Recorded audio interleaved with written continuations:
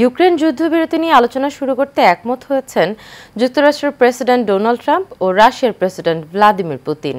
এক ফোনালাপের পর সামাজিক যোগাযোগ মাধ্যমে এক পোস্টে একথা জানান ডোনাল্ড ট্রাম্প। জানাচ্ছেন জাবালুন নূর।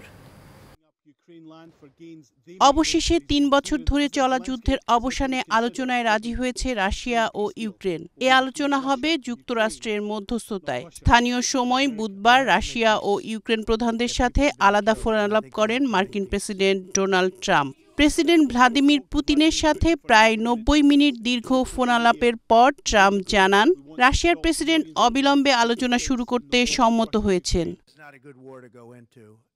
শুক্রবার মিউনিখ নিরাপত্তা সম্মেলনে জেলেনস্কির সঙ্গে যুক্তরাষ্ট্রের ভাইস প্রেসিডেন্ট জেডি ভ্যান্স ও পররাষ্ট্রমন্ত্রী মার্কো রুবিও বৈঠক করবেন বলে সোশ্যাল মিডিয়া পোস্টে জানান রাশিয়ার প্রেসিডেন্ট।